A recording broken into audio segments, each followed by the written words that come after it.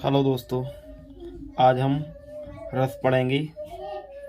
रस क्या होता है? चूँकि अभी 9th 10th 11th 12th की एग्ज़ाम के हिसाब से हम रस पढ़ेंगे। रस का शाब्दिक अर्थ है आनंद, अर्थात काव्य को पढ़ने या सुनने में जिस आनंद की अनुभूति होती है उसे रस कहा जाता है। पाठक या श्रोता के हृदय में स्थित स्थायी भाव ही विभाव आदि से संयुक्त होकर रस के रूप में परिणत हो जाते हैं। रस को काव्य की आत्मा कहा जाता है और रस के 4 अंग होते हैं: स्थायी भाव, विभाव, अनुभाव, संचारी भाव। स्थायी भाव का मतलब है प्रधान भाव। प्रधान भाव ही वही हो सकता है जो रस की अवस्था तक पहुंचता है। और विभाव, स्थायी भाव के उद्बोधक कारणों को विभाव कहते हैं। विभाव 2 प्रकार के होते हैं: आलम्बन विभाव व उद्दीपन विभाव। आलम्बन का मतलब क्या होता है?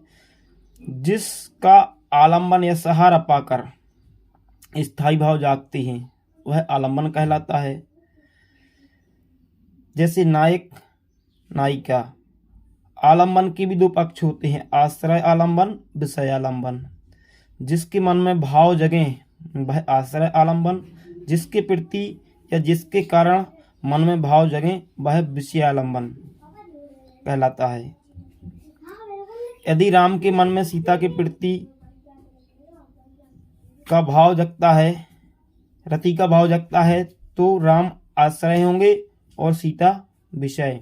उद्दीपन, जिन वस्तुओं या परिस्थितियों को देखकर स्थायी भाव उद्दीप्त होने लगता है उद्दीपन विभाव कहलाते हैं। जैसे चांदनी, कोकिल, कूंजन, एकांत स्थल, रमणीक उद्यान, नायक या नायिका की शारीरिक चेष्टाएं आदि।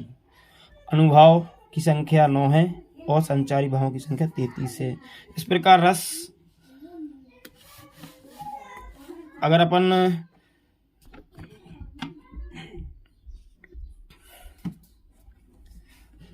वैसे रस 9 ही माने जाते हैं। रस के प्रकार में 9 रस की मुख्य प्रधानता है।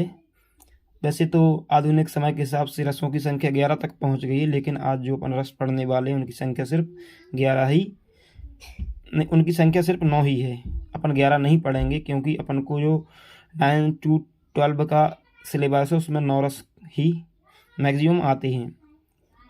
तो पहला रस होता है श्रृंगार रस।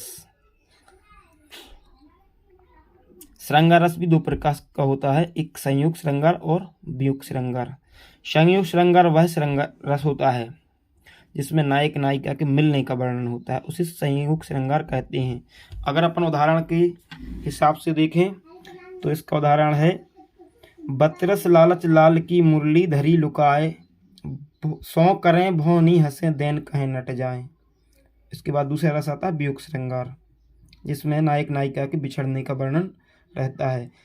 जैसे निस्दिन बरसत नयन हमारे, सदा रहत पावत ऋतु हम पर, जबते श्याम सिधारे। और उसके बाद आता है हास्य रस, जिसका स्थायी भाव होता है हंसी, हास। तो हास्य रस के कई उदाहरण लिए जा सकते हैं। जैसे सबसे सरल उदाहरण अगर अपन देखें तो बंदर ने कहा बंदरिया से, चलो नहाने गंगा, बच्चों को छोड़ो घर पर होने दो हुड़दंगा। और अगर इस बुक की हिसाब से इसका उदाहरण थोड़ा कठिन दिया है, इसीलिए अपन सरल उदाहरण देखते हैं। इसके बाद तीसरा रस आता है करुण रस।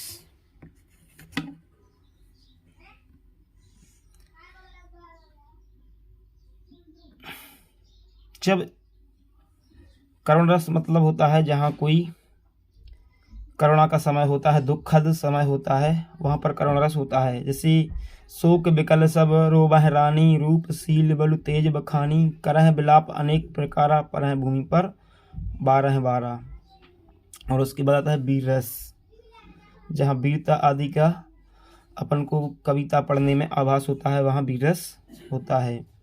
वीर तुम बड़े चलो, धीर तुम बड़े चलो, सामने पहाड़ हो, सिंह की दहाड़ हो, तुम कभी रुको नहीं, तुम कभी झुको नहीं। ये द्वारका प्रसाद माहेश्वरी की पंक्तियाँ हैं।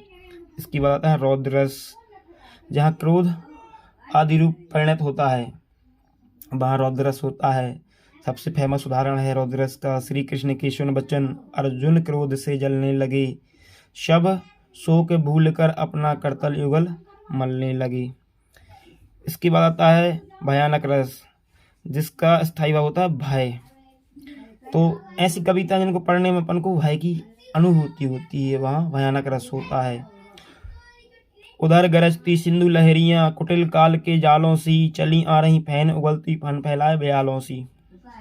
और इसके बाद आता है बीभत्स रस, जिसका स्थायी भाव जुगुप्सा घृणा। जिन कविताओं को पढ़ने से अपन को घृणा आदि का आभास हो, वहाँ बीभत्स रस होता है।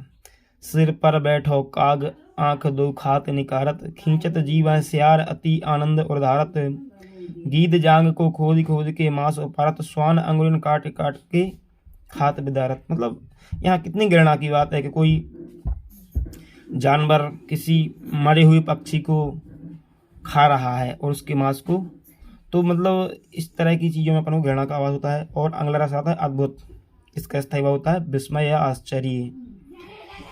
अखिल भुवन चर अचर सब हरिमुख में लख जात, चकित भई गद गद बचन विकसित द्रग पुलकात।